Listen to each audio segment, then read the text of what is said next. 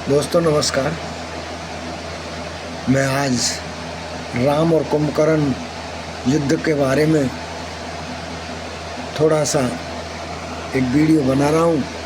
यदि आप को पसंद आए तो लाइक और सब्सक्राइब कर देना। राम और कुंभकर्ण युद्ध। तब कमल नयन श्री राम जी बोले, हे सुग्रीव, हे विभीषण और हे लक्ष्मण, सुनो, तुम सेना को संभालना। मैं इस दुष्ट के बल और सेना को देखता हूँ। प्रभु ने पहले तो धनुष का टंकार किया, जिसकी भयानक आवाज़ सुनते ही शत्रु दल बहरा हो गया। फिर सत्य प्रतिज्ञा श्री राम जी ने 1,00,000 बाण छोड़े। वे ऐसे चले मानो पंख वाले काल सर्प चले हों। जहाँ तहाँ बहुत से बाण चले, जिनसे भयंकर राक्षस योद्धा कटने लगे।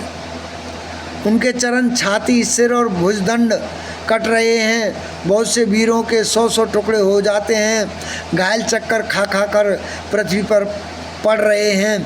उत्तम योद्धा फिर संभल कर उठते और लड़ते हैं। प्रभु के बाणों ने क्षण मात्र में भयानक राक्षसों को काट कर रख दिया। फिर वे सब बाण लौटकर श्री रघुनाथ जी के तरकस में घुस गए।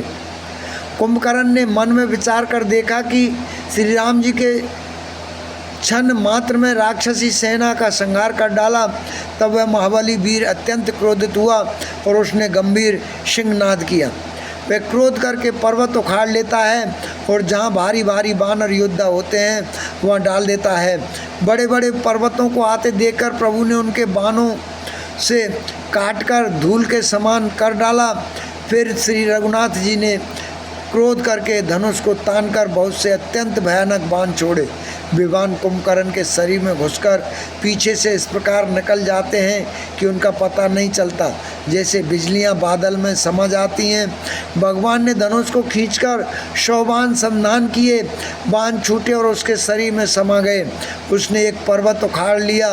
रघुकुल तिलक श्री राम जी ने उसकी वह भुजा ही काट दी। तब वह बाएं हाथ में पर्वत को लेकर दौड़ा। प्रभु ने उसकी वह भुजा भी काटकर पृथ्वी पर गिरा दी। भुजाओं के कट जाने पर वह दुष्ट कैसी शोभा पाने लगा, जैसे बिना पंख का मंदराचल पहाड़ हो।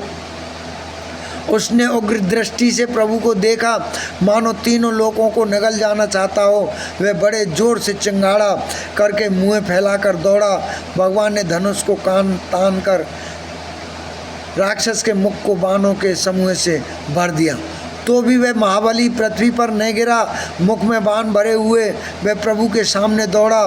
तब प्रभु ने क्रोध करके तीक्ष्ण बाण लिया और उसके सिर को धड़ से अलग कर दिया। यह सिर बाण के आगे जा गिरा। उसे देखकर रावण ऐसा व्याकुल हुआ, जैसे मणि के छूट जाने पर सर्प व्याकुल होता है। कुंभकर्ण का प्रचंड धड़ दौड़ा, जिससे पृथ्वी झंसी जाती थी। तब प्रभु ने काटकर उसके 2 टुकड़े कर दिए। बानर, भालू और निशाचरों को अपने नीचे दबाते हुए वे दोनों टुकड़े पृथ्वी पर ऐसे पड़े जैसे आकाश से 2 पहाड़ गिरे हों। उसका तेज प्रभु श्री रामचंद्र जी के मुख में समा गया। यह देखकर देवता और मुनि सभी ने आश्चर्य माना। देवता नगाड़े बजाते, हर्षित होते और स्तुति करते हुए बहुत से फूल बरसा रहे हैं। विनती करके सब देवता चले गए।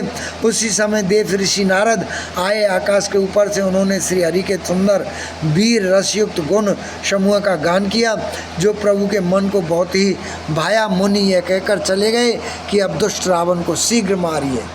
इसी के साथ में